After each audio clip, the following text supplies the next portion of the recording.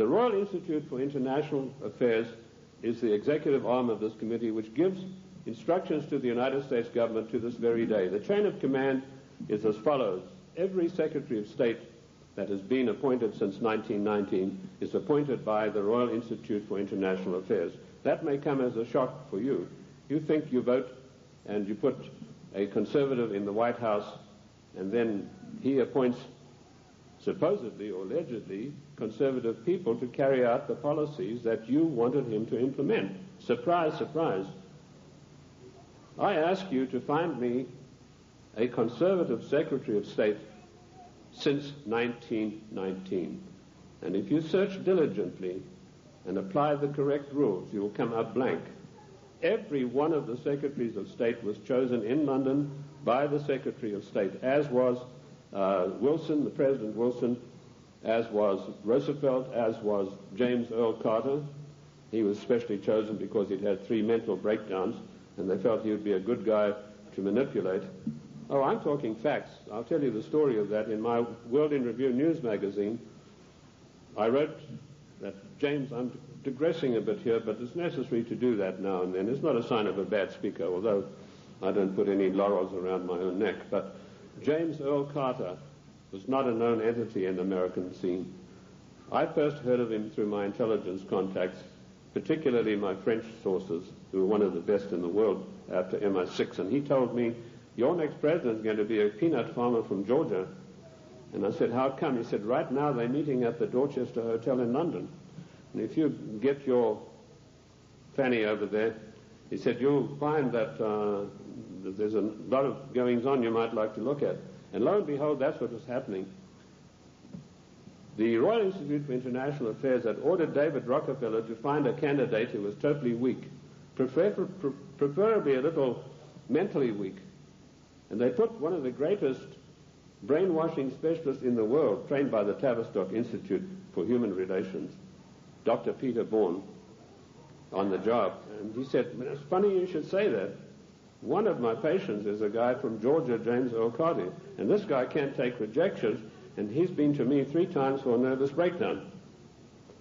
So they hiked Carter over to London and feted him at the Dorchester Hotel, which is a very ritzy place. And they feted him and wined and dined him, and the next thing we saw, Time, Newsweek, every newspaper in the country, James Earl Carter. Now we, in our little magazine, World in Review, we told those of our subscribers, this man is your next president. We also did exactly the same thing with William Jefferson Clinton, because we had the story of the Club of Rome. We knew who Agnelli was. We knew that Agnelli had had a huge love affair with Mrs. Pamela Harriman, and that Mrs. Pamela Harriman was the doyen of the Democrat Party, and Mrs. Harriman had been given the task of finding the next president of the United States, a socialist. And she picked up Clinton and said, you're our boy. But there's one snag.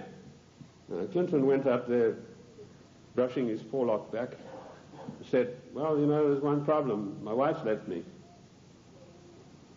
So Mrs. Harriman was dumbfounded. She said, well, you better give it back in a hurry. And he said, no, she doesn't want to come back to me because of my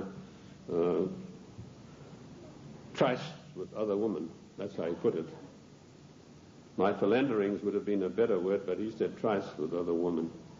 So Mrs. Harriman sent for Mrs. Clinton, and she duly came to New York, and she sat her down and said, look, if you want to be the first lady of America with all the attendant prestige and power, you better forget about your husband's philanderings and get right back to him. And that is precisely what happened.